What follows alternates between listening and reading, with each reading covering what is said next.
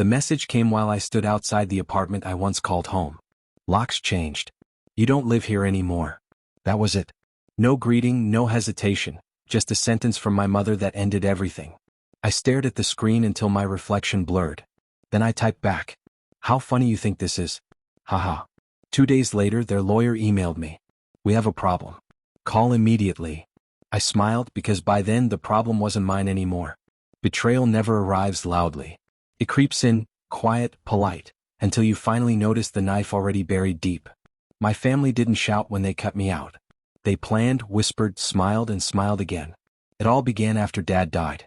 That's when I stopped being the son and became the threat. Mom moved quickly. Changed passwords, transferred accounts, sold properties. My younger brother, Daniel, followed like a loyal shadow. They called it restructuring. I called it what it was, theft. But I didn't fight. Not right away. You don't take down people like them with anger. You let them dig their own grave, one greedy move at a time. When Dad was alive, I managed everything: contracts, logistics, expansions. He trusted me with the business more than anyone. After he passed, I naively thought they would too. The day they turned on me, Mom smiled like she was offering tea instead of betrayal. You should take some time off, she said softly. Grieve. We'll handle things. Daniel couldn't even meet my eyes. That's when I knew it wasn't a discussion. It was an exile. Still, I played along. Signed their papers. Pretended not to notice the forged date on Dad's final directive. Pretended not to care when my house key stopped working. Pretended I wasn't watching. 3 months later, I saw it. The first transfer. $480,000 from Dad's estate fund to a shell account under Daniel's name. The same account connected to Mom's new consulting firm. They thought I wouldn't notice. They forgot I built those systems. At first it didn't hurt. It was just data, numbers, transactions. But when I saw Dad's falsified signature on one of the forms, the pain turned real. Not because of the money, but because they had rewritten him. Turned his trust into a weapon against me. That night I didn't sleep. But by dawn I had a plan. When family betrays you, revenge doesn't need fire. It needs silence. No confrontation. No warnings. Just precision. I started with their accountant, a man who owed me a favor. Then I contacted an auditor who once flagged a minor inconsistency. She still had every file. Every forged document. Every hidden account. Then I made my move. I told Daniel I wanted peace. Told him I wanted to help. He believed me. Gave me access again.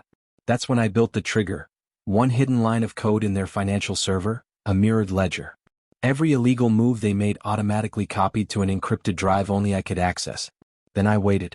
2 weeks later, I filed an anonymous report with the estate's compliance board.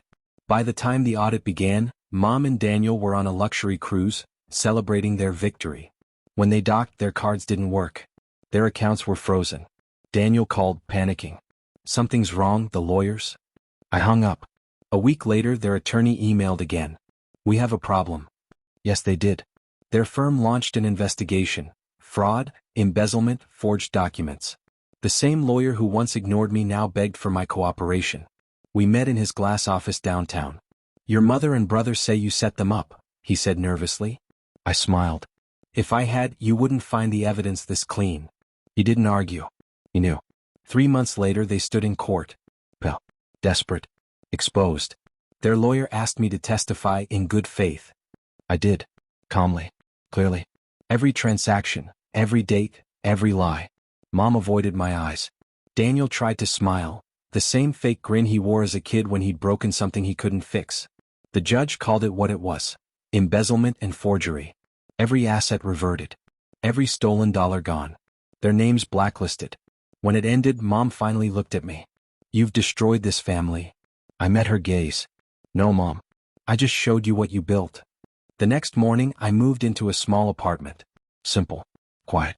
I unpacked only one box, Dad's old watch and a letter he once wrote me. He'd said, never fight for what's yours. Just make sure no one forgets who it belonged to. I didn't. So when people ask if I miss my family, I just smile. Because now I finally have a home again. And this time the locks are mine.